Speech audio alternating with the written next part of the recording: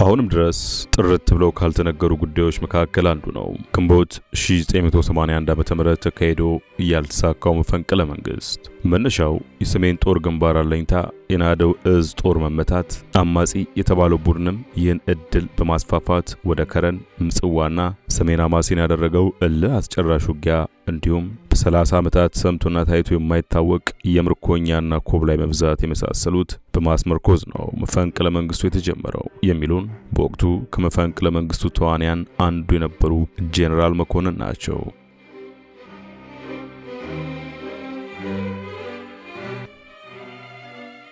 ብርጋዴር ጄኔራል ውበቱ ጸጋዬ ይባላሉ። በንጉሠ ነገሥቱ ዘመን በተራ ወታደርነት የሀገራቸውን ጦር ሰራዊት ተቀላቅለው ደርግ እስከወደቀበት ዘመን ድረስ እስከ ከፍተኛ ጄኔራል ማዕረግነት የደረሱ መኮንን ናቸው። በ1951 ዓ.ም ከገነት ቀዳማዊ ኃይለሥላሴ ጦር ትምህርት ቤት በምክትል መቶ አለቃ ማዕረግ ከተመረቁበት ጊዜ ጀምሮ በመኮንንነት በየመንና ኮንጎ የሀገራቸውን ሰንደቅ ዓላማ ይዘው የተሰጣቸውን ግዴታ የተወጡ ሲሆን በዘመነ ደርግም የሁለተኛው አብዮት ሰራዊት አዛዥ ብሎም በታላቁ ቤተ መንግስት የፕሬዝዳንት መንግስቱ ወታደራዊ አማካሪ እስከ መሆን የደረሱም ናቸው። ጄኔራል መኮንኑ 1981 ዓ.ም በተሞከረው መፈንቅለ መንግስት ኩዴታ ውስጥ አሉበት ተብሎ በእስር የቆዩ እንዲሁም አብረዋቸው የታሰሩ 12 ከፍተኛ ጄኔራሎች ሲረሸኑ በእሳቸውና በሌሎቹ ላይ ውሳኔ ሊሰማም ቀጠሮ ከተያዘበት ግንቦት 15 ቀን 2 ቀን ቀደም ብሎ ግንቦት 13 ቀን በድንገት ኮሎኔል መንግስቱ ወደ ዚምባብዌ በመኮብለላቸው የተፈቱና ከሞት በጠባብ አጋጣሚ ያመለጡ ባለ ታሪክ ናቸው። መፈንቅለ መንግስት ሙከራ ውስጥ ተሳትፎ ከነበራቸው ከኚህ ትልቅና ጉምቱ ወታደራዊ መኮንን የበለጠ ስለ ጉዳዩ የሚያውቅ የለምና ስላልተሳካው መፈንቅለ መንግስትና ስለተሳትፏቸው እንዲሁም የመፈንቅለ መንግስት ሙከራውና እሱን ተከትሎ ስለተፈጠሩ ነገሮች ያሰፈሩትን የጄኔራል መኮንኑን አስገራሚ ምስክርነት እንዲያቀርበናል።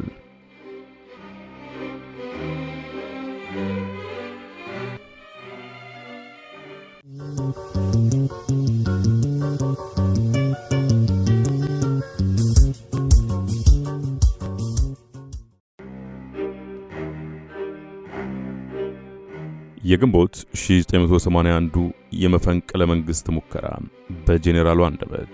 በእኛ ዕድሜ መፈንቅለ መንግስት የምናውቀውና የምናስታውሰው ታህሳስ 1953 ዓ.ም በብርጋዴር ጄኔራል መንግስቱ ነዋይና በደጃዝማች ታከለ ወልደ ሐዋርያት ተጀምሮ የከሸፈውን ነው።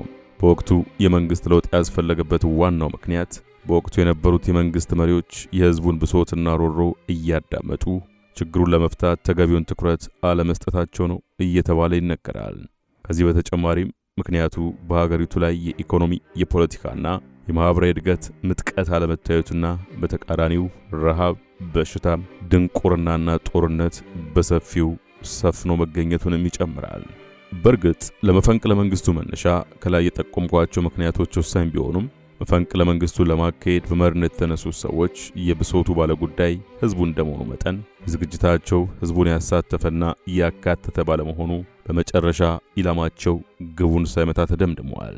በመጨረሻው ጊዜም በግንቦት 8 1981 ዓ.ም የተደረገው መፈንቅለ መንግስት መነሻ ምክንያቶች ከተጠቀሱት የቀድሞ መፈንቅለ መንግስት ምክንያቶች ውጪ ባይሆንም ብሶቱ ገዝፎ የሚታየው አለጥርጥር በመጨረሻ ጊዜ በተደረገው መፈንቅለ መንግስት ወቅት ነው። የዚህ መፈንቅለ መንግስቱ ጥን የተጀመረው በ1970 ዓ.ም ነው።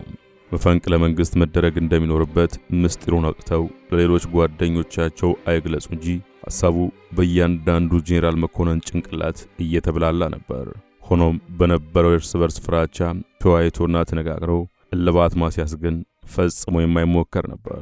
ከጄኔራል ፋንታ በላይ ንቅናቄ ባሻገር በሐረር ክፍለ ሀገር የአንደኛው አብዮታዊ ሰራዊት አዛዥ የነበሩት ሜጀር ጄኔራል አበራ አበበ የመፈንቅለ መንግስቱ ውጥን አባል ነበሩ። እርሳቸው ሐሳቡ ይኖራቸው እንጂ በድርጊት ለብዙ ዕውቅ ጄኔራሎችና ከፍተኛ መኮንኖች ጉዳዩን በማካፈል አልተነቃነቁም።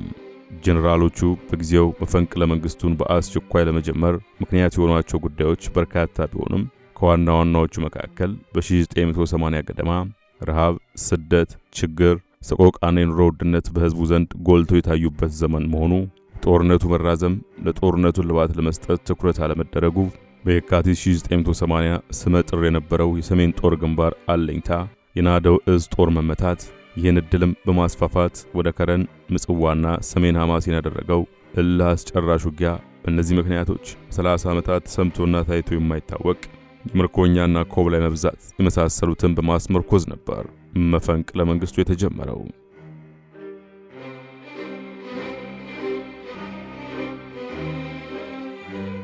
በዚህ መፈንቅለ መንግስት ከተካፈሉት ውስጥ በሀገር መከላከያ ሚኒስቴር በጠቅላይ ኤታማዦር ሹም በሜጀር ጄኔራል መርዕድ ንጉሴ የሚመራው ቡድን ለ9 ሰዓታት ዕድሜ አግኝቶ ሲቆይ፣ በሜጀር ጄኔራል ደምሴ ቡልቶ የሚመራው የሁለተኛው አብዮታዊ ሰራዊት ግን በትዕዛዙ ጸንቶ አንድ መፈንቅለ መንግስት ሲከናወን ሊከተል የሚገባውን የሥራ ቅደም ተከተል በመፈጸም ለ72 ሰዓታት ቆይቷል። ነገር ግን አገር መከላከያ ሚኒስቴር መፈንቅለ መንግስቱን የሚመራው ጠቅላይ ኤታማዦር ሹም ጽሕፈት ቤት የተቋቋመው እዝ ከደርግ ጽሕፈት ቤት በተንቀሳቀሰው ታንክ ቡድን ተከቦ በተሰብሳቢዎቹ ላይ እርምጃ ተወሰደ። በዚህ ምክንያት የእዙ ማዕከል አስመራ ከሚገኘው ከሁለተኛው አብዮታዊ ሰራዊት አዛዥ ጋር ማንኛውንም አመራር አቋረጠ። በዚህ ሰዓታት ውስጥ ተሰብስበው ትዕዛዙን ያዳምጡ የነበሩት የኃይል አዛዦችና መምሪያ መኮንኖች ወሳኙን ትዕዛዝ ለጦራቸው ለመስጠት የመፈንቅለ መንግስቱ ቅድመ ውቂያ ግንዛቤ ስላልነበራቸው እንደምን በመሰለ ዘዴ ትዕዛዙን ማስተላለፍ ይኖርብናል በማለት ሲያቅማሙ ቆይተዋል። በዚህ ምክንያት ከዚህ ቀደም እንደተለመደው በልበ ሙሉነት ትዕዛዙን በዝርዝር ማስተላለፍ አልቻሉም ነበር። ቢተላለፍም ፈጻሚው ክፍል አወዛጋቢውን አግኝቶታል። በአጠቃላይ ግልጽነት ይጎድለዋል። በተጨማሪም ፍጥነት አልነበረውም። በተጨማሪም መፈንቅለ መንግስቱን በዘመቻ መኮንነት የሚመሩት ሜጀር ጄኔራል አበራ ገና ከጅምሩ መፈንቅለ መንግስት መካሄዱን ለመቃወም የመጡትን የአገር መከላከያ ሚኒስቴር የነበሩትን ሜጀር ጄኔራል ኃይለ ጊዮርጊስ ኃይለማርያምን በትዕዛዝ አሰጣጡ አለመጣጣም ምክንያት በሽጉጥ ገደሏቸው። ወዲያው ከአገር መከላከያ ሚኒስቴር ወጥተው መሰወራቸው የመፈንቅለ መንግስቱ የሥራ አፈጻጸም ፍጥነት እንዳያገኝ አድርጎታል። በእንዲህ አይነቱ የግዳጅ አፈጻጸም ጊዜ ማናቸውንም ንቅናቄ የሆነ እቅድ በማውጣት የሚፈጽመው የዘመቻ መኮንን ስለሆነ የእርሳቸው መኖር ወሳኝ ነበር። ይህ መፈንቅለ መንግስት በሚካሄድበት ጊዜ ከመከላከያ ሚኒስቴር አካባቢ ከነበሩት የጽሕፈት ሥራ የድርጅትና የአስተዳደር አባል ከሆኑ ወታደሮችና መኮንኖች ስብስብ በስተቀር ለጥበቃ የሚሆን በአካባቢያቸው ተዘጋጅቶ በአቋም ተመስርቶ የተዘጋጀ ተዋጊ ጦር አልነበራቸውም።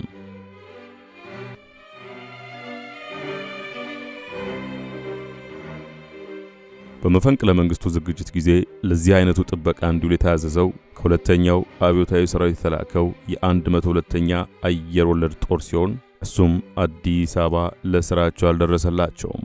ዘግይቶ በ1600 ሰዓት አዲስ አበባ ቢደርስም ምድር ጦር ጥይት ለማደል ከ2 ሰዓታት በላይ ፈጅቶበታል። በዚህ ጊዜ መፈንቅለ መንግስት ለማድረግ በጠቅላይ ኤታማዦር ሹም ጽሕፈት ቤት የተሰበሰቡትን ጄኔራል መኮንኖች ከቤተ መንግስት ጓድ ፕሬዝዳንት መንግስቱን በቋሚነት የሚጠብቀው የጥበቃ ብርጌድ ጦር በታንክና በሜካናይዝ ተጠናክሮ ከቦ እጅ እንዲሰጡ አስገደዳቸው። በዚህ ወቅት 102ኛ የአየር ወለድ ጦር ጥይቱን አሟልቶ ወደ መከላከያ ሚኒስቴር እየተጓዘ ግዳጁን ለመቀጠል ጠቅላይ ኤታማዦር ሹሙን በስልክ ለማግኘት ቢሞክርም መልስ አላገኘም። ከአስመራ የመጣውን የ102ኛ የአየር ወለድ ጦርን የሚመሩት ሜጀር ጄኔራል ቁምላቸው መልስ አለማግኘታቸውን ሲያውቁ ጦራቸውን ወደ ምድር ጦር ጠቅላይ መምሪያ በመመለስ ለምድር ጦር ምክትል አዛዥ ለሜጀር ጄኔራል አለማየሁ ደስታ አመለከቱ። በዚህ ወቅት ምድር ጦር ጠቅላይ መምሪያን የፕሬዝዳንት መንግስቱ ጠባቂ የነበረው ብርጌድ ቀድሞ በቦታው በመገኘት ምድር ጦርን ከቦ ይዞ ስለነበር የ102ኛ አየር ወለድን ጦር በሰላም ተረከበው። ጄኔራል ቁምላቸው መፈንቅለ መንግስቱ የከሸፈ መሆኑን ሲረዱ ከጦሩ ተለይተው ተሰወሩ። ከ102ኛ አየር ወለድ ጦር ጋር የጥበቃውን ሥራ ይስራ ተብሎ በቀደምትነት በሜጀር ጄኔራል አበራ አበበ ታስቦና ተወጥኖ የነበረውም የስፓርታኪያድ ጦር ወይም ልዩ ኮማንዶ በጦላይ አየር ማረፊያ ተዘጋጅቶ ወደ አዲስ አበባ ለመነቃነቅ ትራንስፖርት ሲጠብቅ መከላከያ ሚኒስቴር የሚያስተናግደው ባለስልጣን በመጥፋቱ እስከ ሌሊቱ 5 ሰዓት ቆይቶ መፈንቅለ መንግስቱን ያከሸፉት የደርግ አባል ሌተናል ጄኔራል ተስፋዬ ገብረ ኪዳን በስልክ እኔም በማነጋገር ካሁን ጀምሮ የስፓርታ ጦር እንዳይነቃነቅ፣ በተጨማሪም መፈንቅለ መንግስቱን የመሩት ጄኔራሎች እርምጃ ተወስዶባቸው ሞተዋል። ስለዚህ ዋናቸውንም ትዕዛዝ በተከታታይ ከኔ የምትቀበል መሆኑን አውቀ ግንኙነትን ከኔ ጋር መስረት፣ ቀደም ሲል የላከው ጦር አላግባብ ነው፣ ወደፊት ጦር እንዳይላክ ብለው የመጨረሻውን ትዕዛዝ ሰጡኝ።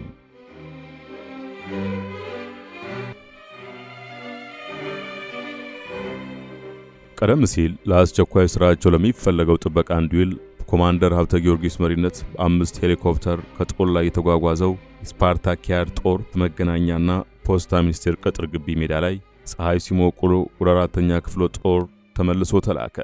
በኔ በኩል የመፈንቅለ መንግስቱ መክሸፍ አብይ ምክንያት የሆኑት የምላቸው ነጥቦች ወሳኝ የነበሩትን አዛዦችና ካድሬዎች በቀደምትነት መፈንቅለ መንግስት ለማድረግ እንደተፈለገ ምስጢሩን በረቀቀ ዘዴ ማሳየት ሥራ ባለመሰራቱ ከአስመራ የተነቃነቀው የ102ኛ አየር ወለድ ጦር በአቋሙ መሰረት ጥይት ይዞ አለመምጣቱና በኋላም የምድር ጦር መምሪያ ሁኔታውን በመገንዘብ በአጭር ጊዜ ውስጥ ጥይቱን ባለማደሉ ከአስመራ ረዥም ጉዞ ተጉዞ ጦር ከማነቃነቅ ይልቅ በቅርቡ በሜጀር ጄኔራል አበራ አበበ የሚታዘዘው ጦር ላይ የሚገኘውን የስፓርታኪያድን ጦር ለልምምድ ብሎ በመፈንቅለ መንግስቱ ዋዜማ ወቅት ላይ በ25 ኪሎ ሜትር ርቀት በሰበታ ተራራ አካባቢ ባለመቀመጡ ፕሬዝዳንቱን ይዞ ወደ ምስራቅ ጀርመን የሚጓዘው አውሮፕላን በተዋጊ ጀቶች አስገድዶ አስመራ በማሳረፍ ለሁለተኛው አርሚ አዛዥ ለሜጀር ጄኔራል ደምሴ ቡልቶ ባለማስረከቡና ፕሬዝዳንቱን የጫነው አውሮፕላን በሰላም ምስራቅ ጀርመን እንዲጓዝ መደረጉ የፕሬዝዳንቱ የልዩ ጥበቃ ብርጌድ በመፈንቅለ መንግስት አድራጊዎች ቁጥጥር ስር ባለመሆኑ የመፈንቅለ መንግስቱ ምስጢር ሳይጠበቅ በግልጽ አንዳንድ የደርግ ባለስልጣናት እንዲያውቁ ተመደረጉ እንዲሁም መፈንቅለ መንግስት አድራጊ ጄኔራሎች ከሌሎች የደርግ ባለስልጣናት ጋር በውይይት ጊዜ በመግደልና ለአክሻፊዎች የዝግጅት ጊዜ በመስጠት የመሳሰሉት ናቸው። ከጓድ ደበላ ዲንሳም፣ ሌተናል ጄኔራል አዲስ ተድላ፣ ጓድ ተስፋዬ ወልደስላሴ ጋር ወዘተረፈ። ሌላውና ዋነኛው በቀደምትነት የማስታወቂያ ሚኒስቴር ሬዲዮ ጣቢያውን አለመያዝ የመሳሰሉትን መጥቀስ ይቻላል። ግንቦት 8 1981 የተለምዶ ስራዬን ቢሮ ሆኜ በማከናወን ላይ እንዳለው ከጓድ ሜጀር ጄኔራል ስዩም መኮንን በኩል በስልክ አንድ ትዕዛዝ ደረሰኝ። ይኸውም ጦር ላይ በመሰልጠን ላይ የሚገኘውን ስፓርታኪያድ ሰልጣኝ ጦር ለመጎብኘት አንድ ከፍተኛ ልዑክ ከሰሜን ኮሪያ መንግስት የመጣ ስለሆነ ይህንን ልዑክ በእኔ ኃላፊነት ከአዲስ አበባ ወደ ጦር ላይ በመውሰድ እንዳስጎበኝ ከበላይ አካል የታዘዝኩ መሆኔን የሚገልጽ ነው። እኔም ትዕዛዙን በመቀበል በወታደራዊ ሰዓት አቆጣጠር በ8 ሰዓት ልደታ አርሚ አቪዬሽን አውሮፕላን ማረፊያ በመገኘት በሄሊኮፕተር ከብርጋዴር ጄኔራል ተስፋዬ ኃይለማርያም ጋር እንግዶችን ይዤ ወደ ወለጋ ክፍለ ሀገር ደዴሳ ማሰልጠኛ ጣቢያ ተጓዝን። ከ30 ደቂቃ በረራ በኋላ ደዴሳ አውሮፕላን ማረፊያ ደረስን። የተቀበሉን የማሰልጠኛው አዛዥ ከስታፎቻቸው ጋር በመሆን ነበር። በማዕከሉ አዛዥ አማካይነት መግለጫ ወደሚሰጥበት አዳራሽ ገብተን የትምህርት ቤቱን ተቋምና የስልጠናውን ሁኔታ እንደምን እንደሚካሄድ አጭር መግለጫ ጭምር ነበር። በአዳራሹ የሚሰጠውን ገለጻ ከጨረሱ በኋላ ለተማሪዎች የሚሰጠውን የትምህርት ልምምድና ዝግጅት ወደሚታይበት መስክ ወይም ወረዳ ተንቀሳቀሱ። የተማሪዎችን የስልት ልምምድ በጥሩ ሁኔታ ተመለከቱ። የዚህ ፕሮግራም የጊዜ ሰንጠረዥ እንደተፈጸመ የምሳ ግብዣና አጭር እረፍት ሆኖ የሚቀጥለውን የጉብኝት ፕሮግራም ለመጀመር ወደ ጦር ላይ ማሰልጠኛ ጣቢያ በሄሊኮፕተር ተጓዝን።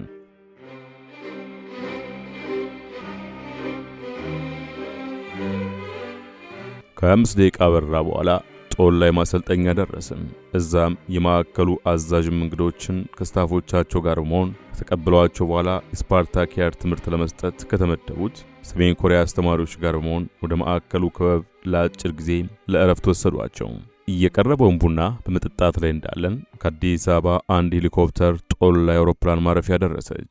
ሄሊኮፕተሯን ይዘው የመጡት መኮንን ኮማንደር ሀብተማርያም ማማስ ሲሆኑ ከመከላከያ ሚኒስቴር ዘመቻ ዋና መምሪያ ኃላፊ ከሜጀር ጄኔራል አበራ አበበ ተልከው ለማሰልጠኛው ማዕከል አዛዥ መልእክት ይዘው እንደመጡም ለማዕከሉ አዛዥ ለኮሎኔል ዳንኤል ተሰማ ተገለጸላቸው።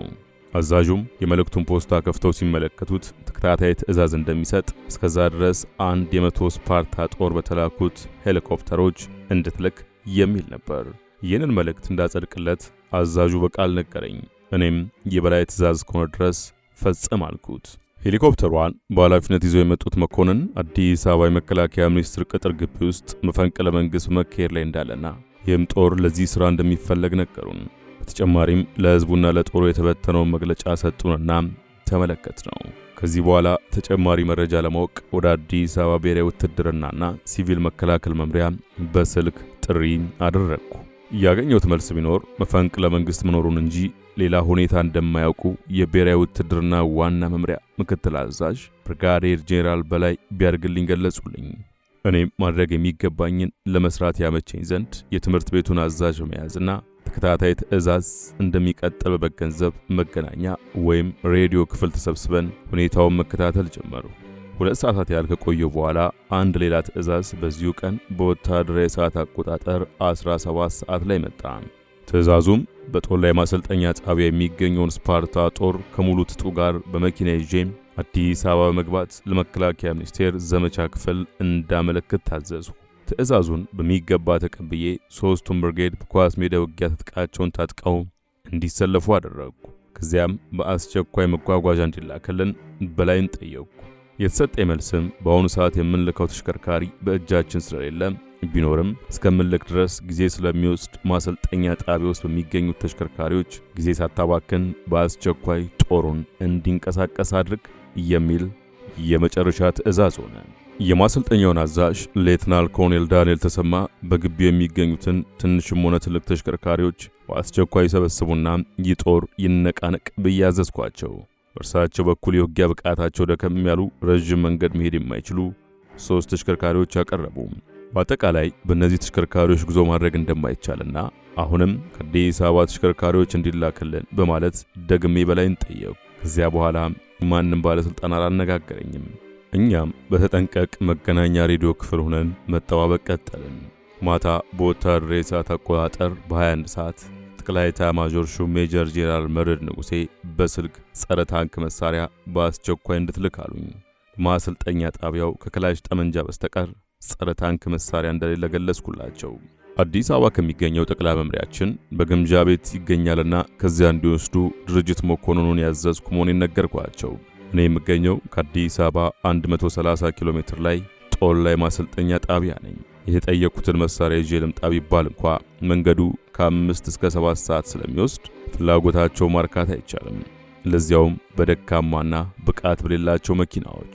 በእርግጥ የመፈንቅለ መንግስት ሙከራውና ሐሳቡን ከጥንሳሾቹ ከሜጀር ጄኔራል ፈንታ በላይና ከሜጀር ጄኔራል አበራ አበበ አንዳንዶች መኮንኖች ቅድመ ዕውቀት እንዲኖራቸው እንደተደረገው ሁሉ ለኔም ምስጢሩ በቅድሚያ ቢገለጽልኝ ኖሮ ጥሩ ሐሳብ ማቅረብ እችል ነበር።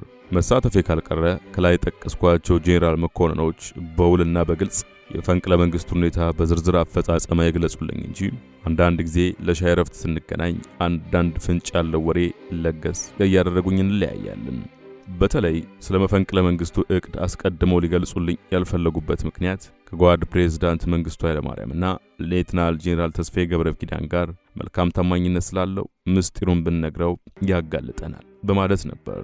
ምስጢሩን ከ2 ቀን በፊት ነበር ሜጀር ጄኔራል ፋንታ በላይ ኩዴታ እንደሚደረግና በአፈጻጸሙ ጊዜ የዘመቻ መኮንን ሆኜ እንደምሰራ የገለጹልኝ። እኔም ታዲያ በዚህ ከባድ ግዳጅ የምሰለፍ ከሆነ ለምን ቀድሞ አይነገረኝም አልኩ። ምክንያቱም የዘመቻ መኮንን ሥራ ብዙ መሯሯጥ ወይም እንቅስቃሴ ስለሌለው በሚገባ አዘጋጅበት ነበር። በተለይ የመፈንቅለ መንግስቱ ኃላፊዎች አጥብቀው ያሳሰቡኝ ጦር ላይ በመሰልጠን ላይ ያለውን ጦር ወደ አዲስ አበባ እንድልክ ነው። ቴሌግራም ሲደርስ በአስቸኳይ በሚላክል ተሽከርካሪ ይዘህ ትመጣና የሚሰጥን ግዳጅ ትፈጽማለህ ነበር ተብሎ የተነገረኝ። እኔም ምስጢሩን ጠብቄ ምንም እንደማያውቅ ጦር ላይ በመገኘት ትዕዛዝ ስጠባበቅ አንድ ቴሌግራም ደረሰኝ። ይኸውም በአስቸኳይ በተላኩ ውስጥ 5 ሄሊኮፕተሮች ጦሩን እንድትልክ የሚል ነው። ይህ መልእክት እንደደረሰኝ ሳላቅማማ ጦሩን አዘጋጅቼ ላኩ። በትዕዛዙ መሰረት ከላኩኝ በኋላ በድጋሚ ሌሎች በተጨማሪ የተቀሩትን ጦሮች እንድልክ ታዘዙ። ከዚያም ጦሩን በሙሉ በአውሮፕላን ማረፊያ ሰብስቤ ከአዲስ አበባ የሚላኩትን ተሽከርካሪዎች ስጠባበቅ የደረሰኝ መጓጓዣ የለም። ከዚያ በኋላ ጦሩን አውሮፕላን ማረፊያ ሰብስቤ ካዘጋጀው በኋላ ተከታታይ ትዕዛዝ ይመጣል ብዬ ሁኔታዎችን ለመከታተል ሬዲዮ ክፍል ሄድኩኝ። እዚያም እስከ ሌሊቱ 4 ሰዓት ድረስ አንድም መልእክት ሳይደርሰኝ ተቀምጬ ስጠባበቅ ቆይቼ ከኔ ጋር የነበሩትን መኮንኖች በየቤታችሁ ናችሁ ትዕዛዜን ጠብቁ ብዬ አሰናበትኳቸው።